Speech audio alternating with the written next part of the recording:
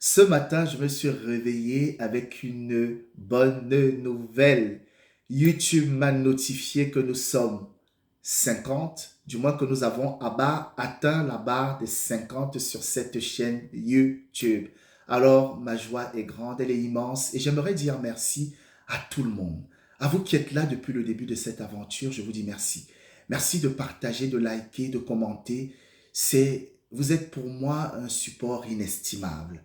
Bonjour à tous et bienvenue sur Le Rêve Africain. Mon nom est Francky Rigosson. Moi, je suis juriste, je suis écrivain et également chef d'entreprise. Si tu es nouveau sur cette chaîne et si tu tombes sur cette vidéo, ce n'est pas un hasard. Bougar Sarr disait que le hasard est un destin qu'on ignore. C'est peut-être, voilà, ce destin, une part de destin que tu ignores. En tout cas, ici, je te raconte de belles histoires. On forme déjà une petite famille et je serais ravi de t'y compter parmi cette merveilleuse famille qui ne fait que grandir. Aujourd'hui, je vais te parler de droit. En fait, j'ai vécu une expérience qui me force, qui m'a incité à tourner cette vidéo aujourd'hui et j'espère qu'au sortir de là, tu auras retenu un certain nombre de choses, que tu serais un peu plus vigilant lorsque tu vas décider de contracter. Alors, sans plus attendre, je te raconte cette petite histoire.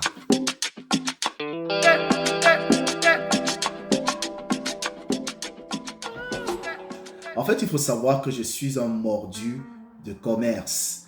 Depuis que je suis petit, depuis peut-être mes, je pense, 8 ans, 7 ans, j'ai toujours, d'ailleurs beaucoup moins, j'ai fait du commerce avec ma grand-mère. C'est pas qu'il nous manquait des fonds, mais ma grand-mère, c'était une personne d'hyper, voilà, énergétique, qui travaillait beaucoup et qui n'aimait pas rester à la maison sans rien faire. Donc, elle a fait des sucettes. Les sucettes, en fait, c'est des, comment, des boissons naturelles, en fait, qu'on emballe dans des sachets. C'est ce qu'on appelle en Afrique, du moins au Cameroun, des sucettes. Donc, elle a fait des sucettes et je vendais avec elle. Je prenais plaisir à vendre et à voir son commerce grandir comme ça. C'était une expérience pour moi extraordinaire. Et après, j'ai fait du commerce avec ma sœur. On a vendu des cacahuètes, on a vendu des caramels, on a vendu des croquettes, on a vendu, enfin, beaucoup de choses encore comme ça, une myriade de choses dont j'oublie déjà même aussi certains. Mais enfin, bref, j'ai été un mordu dès le départ, comme je l'ai dit précédemment, du commerce. J'en ai toujours fait et j'ai beaucoup aimé. Dans le cadre donc de mes activités, j'avais décidé de lancer un petit commerce à côté et donc j'ai pris un petit crédit. Le crédit m'a été accordé sans difficulté aucune et j'ai signé mon contrat avec toute l'excitation qui s'accompagne voilà, de ces choses-là, hein, quand on a un rêve et tout et que finalement on a un petit contrat qu'on signe. Et puis j'ai commencé à payer en fait ce crédit-là au fil des mois en réalité parce que la banque te prélève, du moins la banque qui te prête le crédit va te prélever tous les mois comme ça se fait, je pense, dans tous les pays du monde. Donc la banque me prélevait chaque mois. Et il est arrivé un moment où je voulais mettre un stop en réalité. Enfin du moins il y a 2 mois, j'ai voulu stopper le prélèvement et faire un report en fait du prélèvement. Donc que la banque ne me prélève pas au mois de décembre, mais qu'elle me prélève simplement en janvier. Donc j'ai appelé la banque pour demander si c'était possible. La personne au téléphone m'a dit que ce n'était pas possible. J'ai également envoyé un mail et la personne m'a dit, pareil, une autre personne ou c'est la même personne, je ne sais pas, je ne peux pas certifier, je ne peux pas le dire avec certitude. On m'a dit que ce n'était pas possible. Et là, j'ai eu le réflexe du juriste, en fait. Je me suis dit, bon, la seule personne qui peut me répondre, qui peut me dire si ce que je pense est avéré, et quand je dis ce que je pense, c'est est-ce que j'ai droit à un report de crédit, c'est le contrat. Il faut savoir que ton contrat parle, il parle beaucoup. Donc, je suis allé dans mon contrat et effectivement, je me suis rendu compte que dans l'article 3.2 de mon contrat précisément, il était dit que j'avais le droit à un report de crédit autant que je le souhaitais. Parce qu'il faut savoir que la loi prévoit que le consommateur, qui est la personne qui est moi, et qui prend de l'argent à la banque, pourrait, j'emploie le conditionnel, rencontrer des difficultés.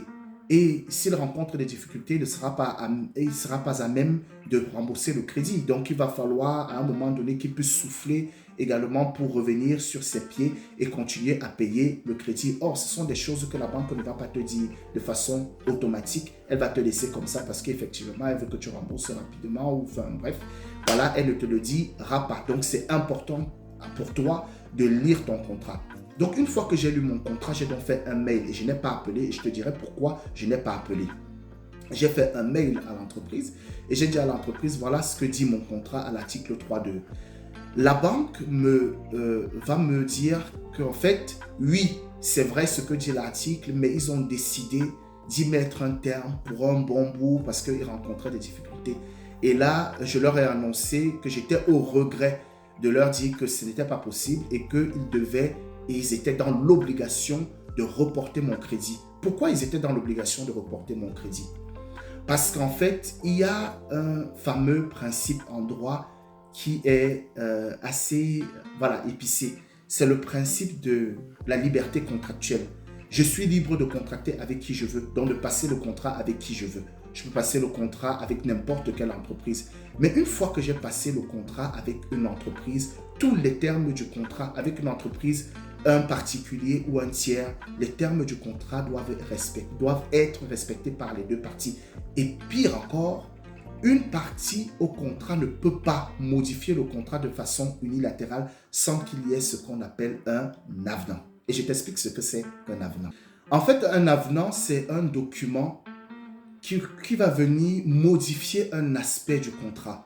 Par exemple, dans le cas d'espèce, avec ma banque, il aurait fallu qu'on signe un avenant qui va dire « Monsieur Frankisson accepte que le report de crédit ne se fera plus pour un bon bout parce que la banque rencontre des difficultés. » Voilà. Et donc, quand on a fait cet avenant-là, la banque peut donc effectivement avoir le feu vert pour faire ce qu'elle veut. Mais tant qu'il n'y a pas eu cet avenant et qu'il n'y a pas eu une décision bilatérale, donc entre les deux parties, entre moi et la banque n'a aucun droit de modifier le contrat unilatéralement, donc c'est-à-dire seule, comme elle veut. Elle est dans l'obligation de respecter le contrat tel qu'il. Donc du coup, j'ai dit à la banque, je suis au regret de vous annoncer que vous n'avez pas le droit de le faire et que vous devez automatiquement me faire un report. Ma demande a été accordée, ils ont écouté, mais ce qu'ils ont fait derrière est encore intéressant. C'est qu'ils ont essayé de modifier ce contrat-là encore une fois unilatéralement et je leur ai expliqué que ce n'est pas possible de le faire parce que quand bien même vous voulez le faire, non seulement vous devez notifier par recommander avec accusé de réception au débiteur que effectivement il n'y aura plus moyen du moins le report ne sera plus possible, mais il faut encore que j'accepte parce que je ne suis pas tenu d'accepter, en fait c'est un contrat, donc il faut une négociation. Donc finalement la banque a plié les chines. Elle était un peu en colère parce qu'elle s'est rendue compte qu'elle avait affaire à une personne qui était vigilante et surtout à un juriste. Mais je sais que c'est quelque chose qui peut t'arriver aussi à toi et tu pourrais ne pas avoir le réflexe de regarder dans ton contrat ce que déjà dit le contrat, ce qu'il prévoit. Pour ceux qui sont dans des pays, dans d'autres pays par exemple, où ce n'est pas le droit français qui s'applique, parce que moi je suis en France, qui sont peut-être dans les pays francophones, parce que je sais quand même que les pays francophones, pour certains, comme le Cameroun, calquent un peu sur le droit français. Mais lorsque vous signez un contrat, dites-vous en tête que la négociation est libre. Qu'on est à peu près toujours dans une sorte de liberté contractuelle, imposer qu'il y ait un certain nombre de choses qui se retrouvent dans votre contrat. Vous avez le droit de l'imposer. Et une fois que ces choses sont dans votre contrat, vous pouvez aussi imposer l'autre partie à la respecter si jamais elle décide d'outrepasser en fait ses droits et de violer en fait les lois en fait qui régissent par exemple ce contrat-là ou régissent en fait vos rapports contractuels simplement. Donc il faut faire attention à ces petits détails-là et il faut prendre la peine et le soin de lire votre contrat et également de garder un original de chaque contrat en fait que vous avez, de chaque contrat qui vous est remis. Et si par exemple, ou si d'aventure, l'autre partie ne vous donne pas votre contrat, réclamez ce contrat-là et ayez ce contrat-là dans vos mains. Et faites lire ce contrat peut-être à un juriste, à un tiers, avant de signer même, parce que votre signature vous engage. Et ça, c'est un point essentiel aussi qu'il faut garder à l'esprit, c'est que ma signature m'engage. et qu'une fois que j'ai signé, je ne peux plus rebrousser chemin, sinon modifier peut-être le contrat si l'autre partie accepte pas ce qu'on appelle un avenant. Et j'ai donné l'explication précédemment sur ce qu'est un avenant. Donc voilà en fait ce que je voulais partager avec vous, du moins la banque a pillé les Chines. Voilà, le report s'est fait, voilà, j'étais content assez, hein, parce que c'était en décembre, mais il faut faire les cadeaux en décembre, mon frère.